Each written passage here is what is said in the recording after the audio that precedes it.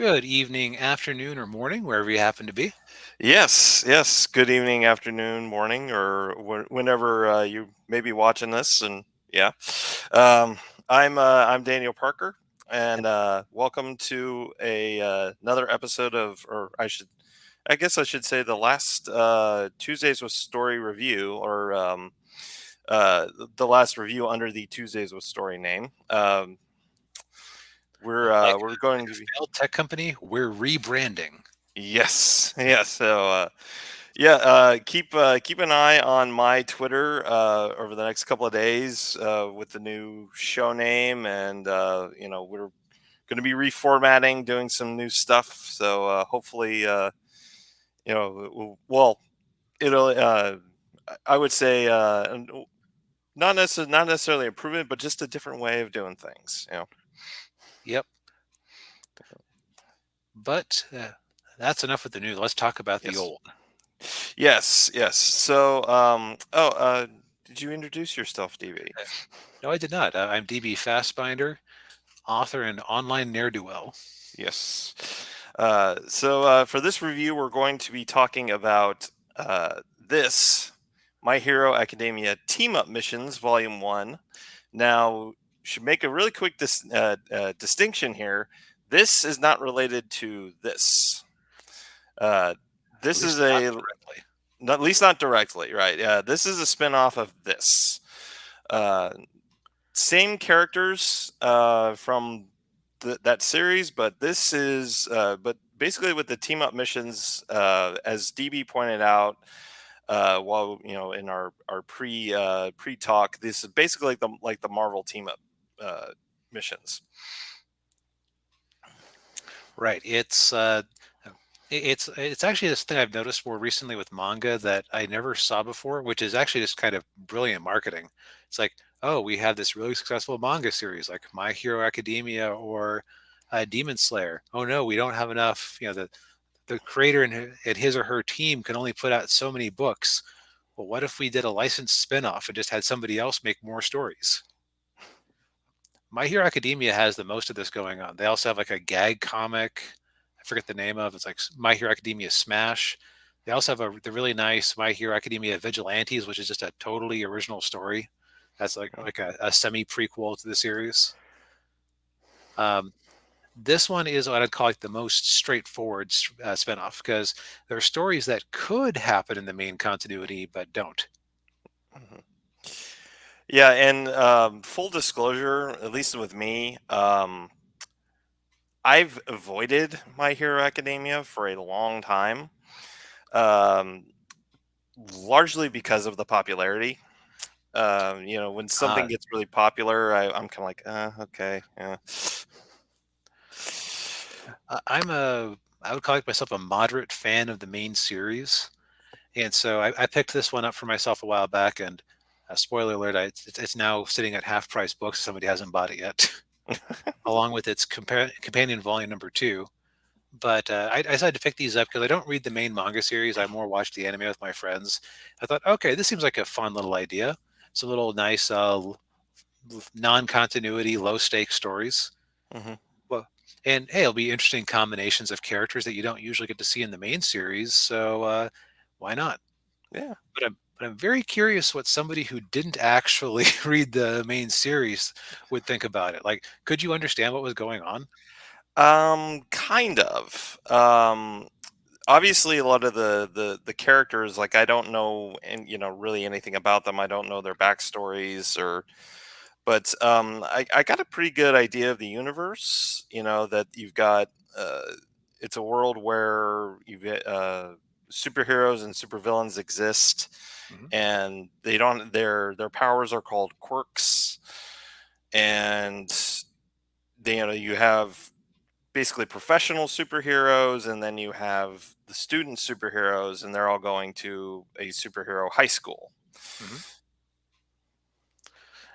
Okay, so that that kind of outsider perspective is always good to have for this type of spinoff work. Because, like, could you actually figure out what the heck is going on if you weren't already reading the main series?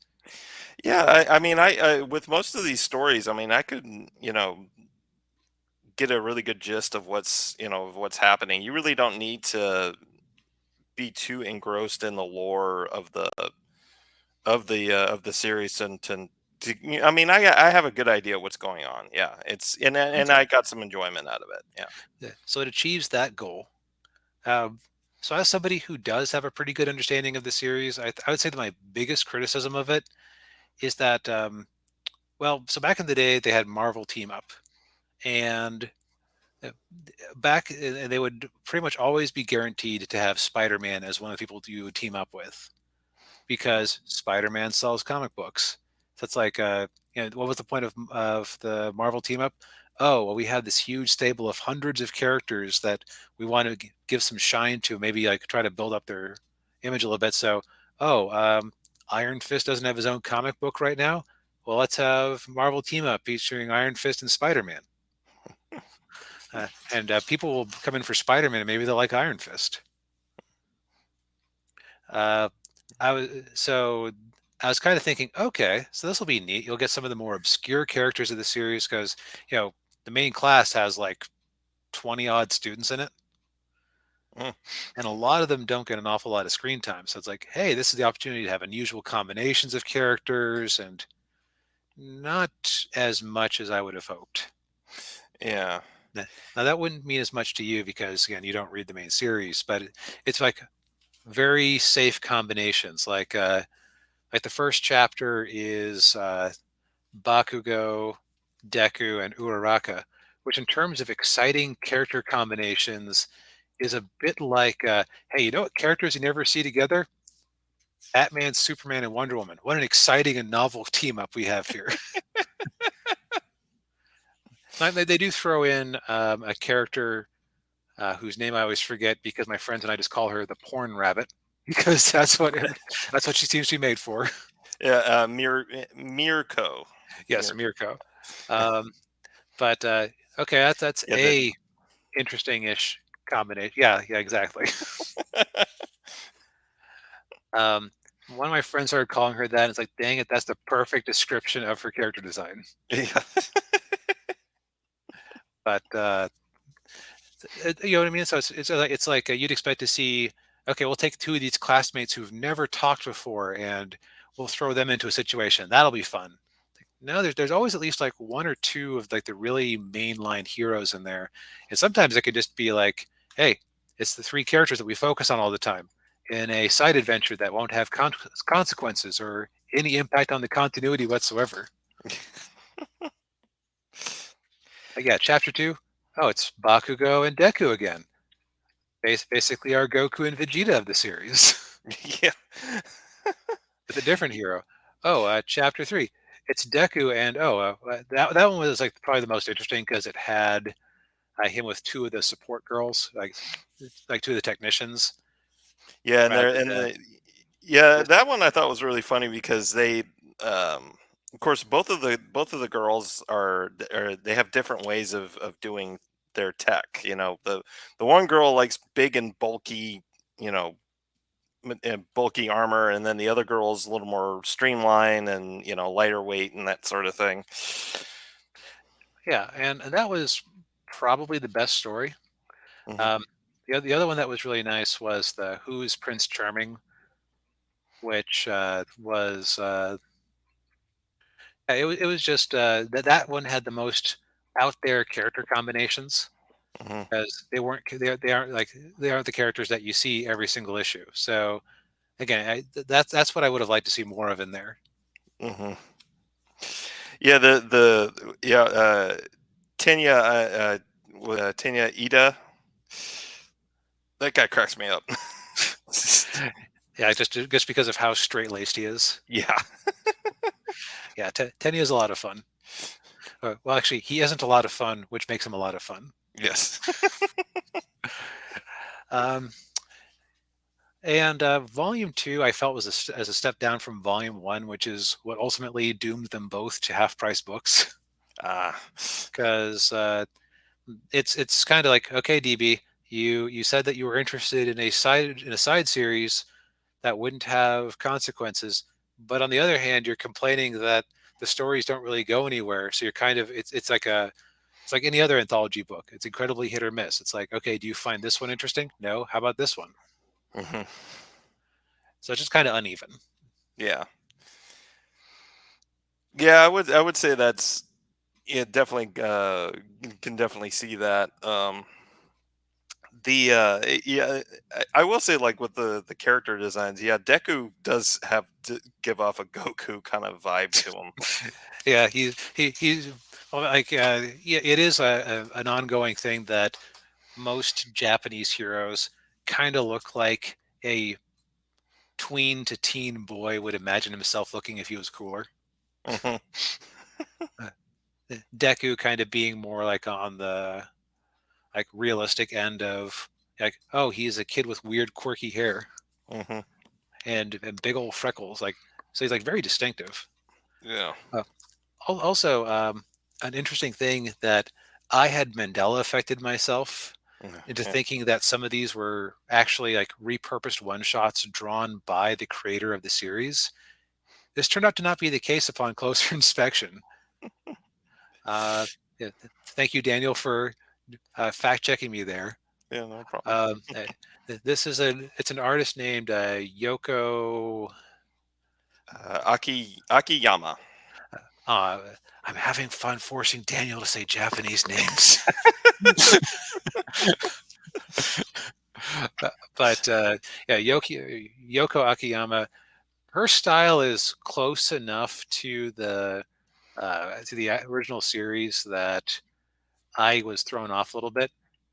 I understand like the one big giveaway is that part of what makes the original series so distinctive is that every single character has their own unique way of their eyes being drawn, where the eyes are a little bit more generic here. Part of me wonders if that isn't done on purpose so that you can rotate artists out. Oh yeah, like maybe Yoko is out that week and they bring in someone else. Hmm. But yeah, like it's marketing genius. It's fun stories mixed with stories we'll probably find blah, but that's like Yeah. life in that's life in anthologies. Yes. And yeah, yeah, it's always, you get one or two stories that are really good, and then you get others ones that are eh. Eh. Yep, it's like okay, you weren't feeling the inspiration, or you were told to throw these characters together and you didn't really know what to do with them. Hmm. Yeah, so maybe if they came out with it, yeah, maybe if they were on volume 10, they would start doing the fan favorite characters. For those of you who have followed the main series, there's not a single story in the first two volumes that features Froppy, the frog girl, and that is a crying shame because she is like everybody's favorite that I've ever talked to about that series loves Froppy. Yeah, yeah. Froppy doesn't show up until I think the second to last story. Yeah, and I don't think she even has like a main role in the second to last story. I think Y- she just like y- pops in and is briefly there. Yeah, and all she says is ribbit.